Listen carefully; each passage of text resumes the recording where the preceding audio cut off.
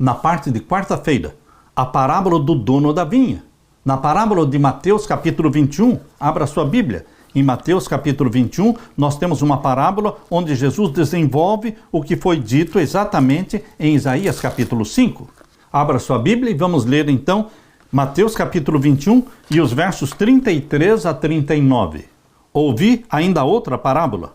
Houve um homem, pai de família, que plantou uma vinha e circundou-a de um valado e construiu nela um lagar e edificou uma torre e arrendou-a a uns lavradores e ausentou-se para longe.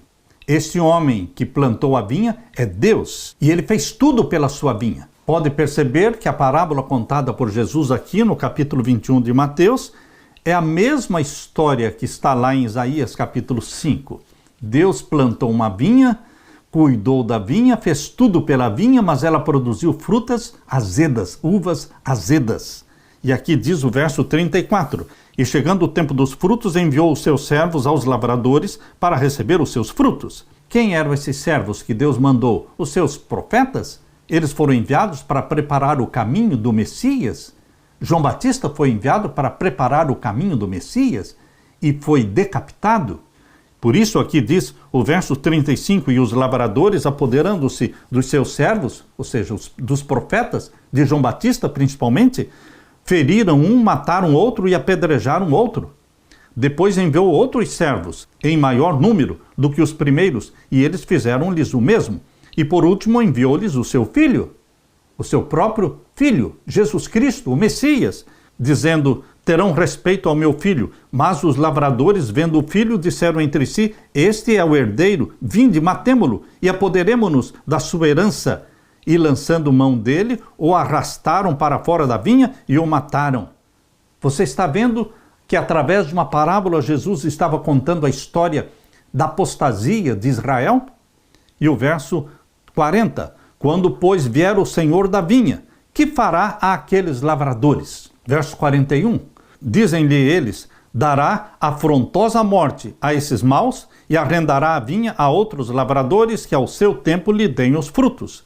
Diz-lhes Jesus: nunca lestes nas Escrituras a pedra que os edificadores rejeitaram? Essa foi posta por cabeça do ângulo. Pelo Senhor foi feito isto, e é maravilhoso aos nossos olhos? Portanto, eu vos digo que o reino de Deus vos será tirado e será dado a uma nação que dê os seus frutos. O reino de Deus foi tirado da mão de Israel como nação e foi passado para os gentios.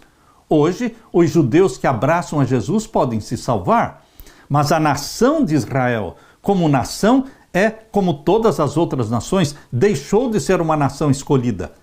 Até o ano 34, Israel era a nação escolhida de Deus. Mas as 70 semanas determinam não somente o nascimento do Messias, o batismo dele e a morte de Jesus Cristo no ano 31, mas também a profecia das 70 semanas, principalmente a última semana, mostra a rejeição de Israel como nação, como povo escolhido de Deus. Hoje, o dispensacionalismo, os sionistas, praticamente todos os evangélicos são dispensacionalistas. Eles ainda veem Israel como nação escolhida de Deus. Eles ainda estão procurando a construção do terceiro templo. Por quê? Porque não entendem o templo celestial, não entendem um santuário celestial. Eles querem construir o terceiro templo, um templo na terra, porque eles desprezam o santuário celestial, onde Jesus Cristo é o nosso mediador e salvador. Meu querido irmão, o dispensacionalismo, crido e pregado hoje no mundo evangélico e mesmo pelos católicos, é uma forma de destruir o santuário celestial. A tentativa de construir o terceiro templo é uma tentativa satânica, porque eles ainda querem fazer de Israel a nação escolhida de Deus. Eles não entenderam a profecia das 70 semanas, que falam do batismo de Jesus no ano 27, da morte de Jesus no ano 31 e do fim das 70 semanas no ano 34. 490 anos. Esses 490 anos começaram em 457 a.C., com o decreto de Artaxerxes para a reconstrução de Jerusalém, exatamente como Daniel capítulo 9, versos 24, 25 e 26 nos revelam. Os 490 anos se estendem desde o ano 457 a.C. até o ano 34 depois de Cristo. Meu querido irmão, os dispensacionalistas não entendem a última semana das 70, porque eles desmembraram a última semana e jogaram a última semana para o tempo do fim, falando dos 7 anos de tribulação. Jogam para o tempo do fim. É um esforço jesuíta para impedir as pessoas de compreenderem a profecia do Messias, entenderem que aquele era o verdadeiro Messias e que Israel não mais é uma nação santa e escolhida por Deus. Os judeus podem se converter, aleluia, podem se converter sim, abraçando a Jesus, mas não como nação. O Israel hoje é um Israel espiritual, espalhado por todas as nações da terra. Todos aqueles que confessam que Jesus é Deus, eles se tornam Israel de Deus. O que mais Deus poderia ter feito? O Pai nos amou tanto que nos deu seu Filho amado. João 3,16. O evento na cruz demonstra que Deus fez todo o possível para reduzir e eliminar o mal, mas sem destruir o contexto necessário para que o amor autêntico se desenvolva. Se houvesse outra forma disponível para alcançar isso, será que o Senhor não a teria escolhido? Mesmo experimentando sofrimento no conflito cósmico, devemos lembrar que o próprio Deus é quem mais sofre.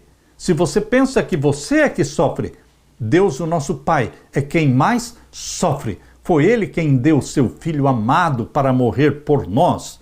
Olhando para a cruz, vemos quanto sofrimento e dor o pecado trouxe, não só para você, mas principalmente para Deus, o Pai, para o seu Filho Jesus Cristo.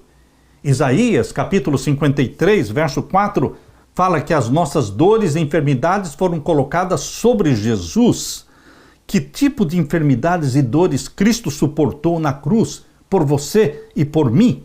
O que isso deve nos dizer sobre tudo o que Deus fez por nós e o que a salvação custou para Ele? A minha salvação e a sua, meu querido irmão, foi comprada por um alto preço, pelo sangue do Cordeiro Imaculado de Deus. Jesus Cristo foi doado para a família humana, uma doação eterna. Ele faz parte da família humana. Ele se tornou o segundo Adão. Ele se uniu a você e a mim por laços eternos, que jamais se romperão. Aleluia! Deus amado, Deus encarnado, Jesus Cristo, nosso Salvador. Aleluia!